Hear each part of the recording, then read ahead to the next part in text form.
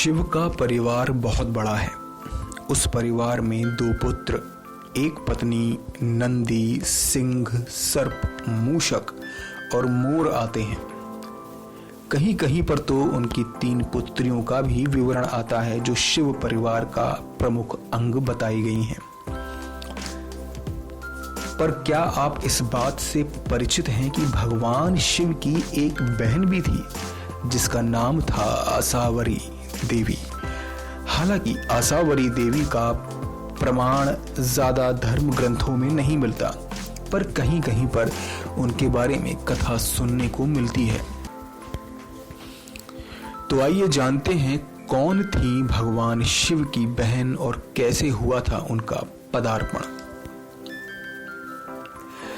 पौराणिक कथा के मुताबिक जब शंकर भगवान से विवाह के बाद माता पार्वती कैलाश पर्वत पर आई थीं, तब उन्हें कैलाश पर्वत पर अत्यंत अकेलापन महसूस हुआ। एक दिन उनके मन में ख्याल आया, काश शिव शंकर की कोई बहन होती तो वह उनके साथ बातें करती। पार्वती जी के मन में ये बात अनेकों बार उठी, किंतु उन्होंने शिव जी से इस बात को साझा नहीं किया।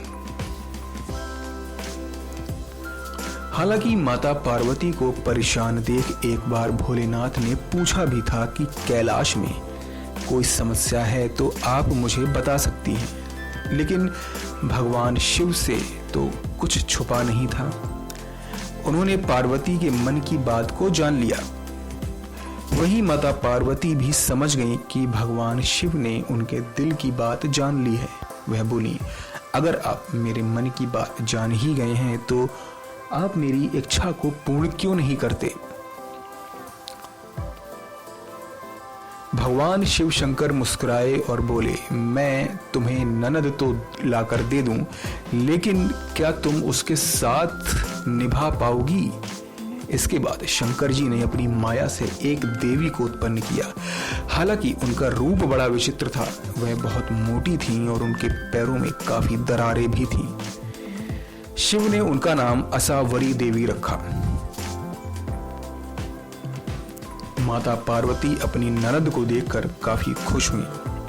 इस तरह माता पार्वती को ननद मिली। माता पार्वती ने आसावरी देवी को स्नान करवाया और फिर भोजन पर आमंत्रित किया। लेकिन आसावरी देवी ने जब खाना शुरू किया तो माता पार्वती की रसोई का सारा खाना समाप्त हो गया था। महादेव और अन्य कैलाश वासियों के लिए कुछ भी शेष न रहा। ननद के ऐसे व्यवहार से माता पार्वती काफी कुपित हुई, पर उन्होंने भगवान शिव से इसके बारे में कुछ भी नहीं कहा। इसके बाद माता पार्वती ने आसावरी देवी को पहनने के लिए वस्त्र दिए, मगर वह इतनी मोटी थी कि उन्हें वस्त्र छोटे पड़ गए। इसके बाद माता पार्वती दूसरे वस्त्र लेने गईं तो आसावरी देवी ने अपनी भाभी के साथ परिहास करना शुरू कर दिया। आसावरी देवी ने परिहास करते हुए अपनी भाभी को अपने पैरों की दरारों में छुपा दिया। पार्वती जी दरारों में सांस लेने में तकलीफ महसूस करने लगी। उसी समय उधर शंकर जी माता पार्वती को खोजते हुए आए और आसावरी देवी से पूछा कि हे देवी, माता पार्वती कहाँ है।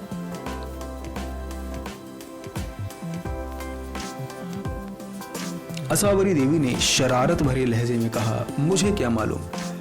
तभी शिव शंकर समझ गए कि आसावरी देवी ने पार्वती के साथ हो ना हो कोई परिहास जरूर किया है।